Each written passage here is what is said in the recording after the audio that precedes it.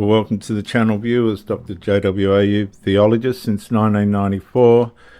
Australia's slide toward third world conditions, behavioural political analysis of what's going on out there right now in Australia. The episode's not merely about 2026 budget response, it's about a national beginning to recognise the behavioural pattern of decline. Government creates pressure, opposition names the pressure, minority parties weaponise the pressure, and the public carries the damage. A country does not become third world overnight, viewers. It gets there when basic systems stop keeping up with the population, the debt, the housing, energy, wages and trust. Angus Taylor's budget reply and Pauline Hanson's response expose the same national fracture from different angles. Australia is no longer arguing about prosperity. It's arguing about whether the country can still maintain first world living standards. Number 1, Taylor's warning. Migration must match housing. Taylor proposed tying migration numbers to housing construction and cutting net overseas migration below 200,000. And his budget reply also included tax bracket indexation, a future generations fund, higher defence spending and welfare restrictions for non-citizens. The behavioural point is severe. When migration rises faster than housing, infrastructure, hospital, roads, schools and wages, faster than these things can absorb, national compassion turns into administrative negligence. And the moral leakage, viewers, is a government cannot import pressure faster than it builds capacity and then call the suffering growth. Point number 2, Pauline Hanson's attack. Labor cannot be trusted. Pauline Hanson attacked Labor's budget as broken promise politics and accused the government of taking from people who worked hard.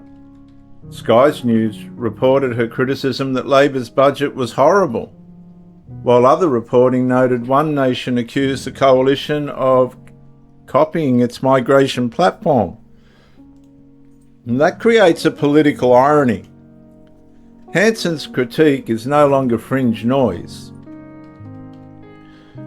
Her pressure points are being absorbed into mainstream opposition policy. And the moral leakage is when major parties start adopting minor party warnings after years of dismissal, the public suspects the problem was obvious earlier but political inconveniently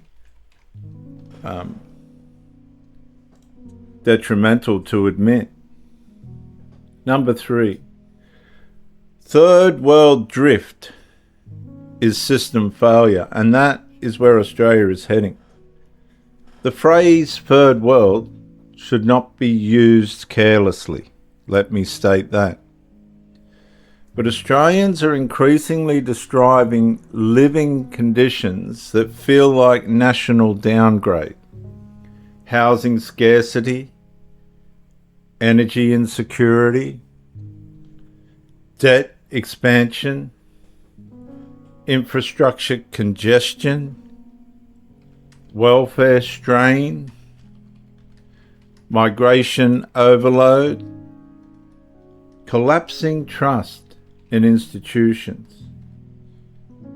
Taylor called Labor's approach an attack on Australians in his Sky News budget reply coverage, while Sky commentary praised the reply as putting the coalition back in the game.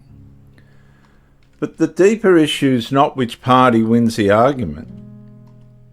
The issue is that Australia's political class is now fighting over symptoms created by years of avoided political responsibility and accountability. Point number 4, the behavioural political spine. A man, a family, a business, and a nation collapse the same way.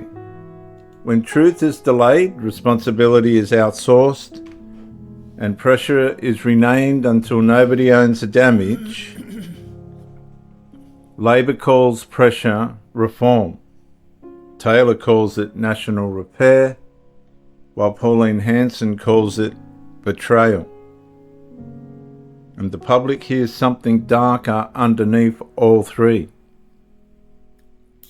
The first world promise is weakening, and Australia is becoming a third world country.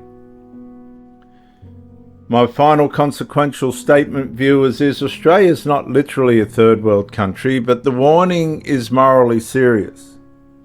When housing, migration, debt, infrastructure, energy, and trust all deteriorate together, first world identity becomes a slogan rather than a lived reality.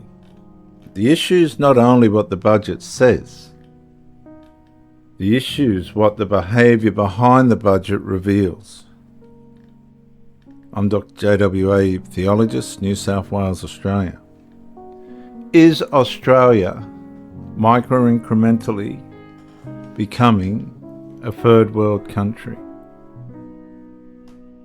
Like, share, subscribe, comment, and I'll see you in the next take. Bye for now.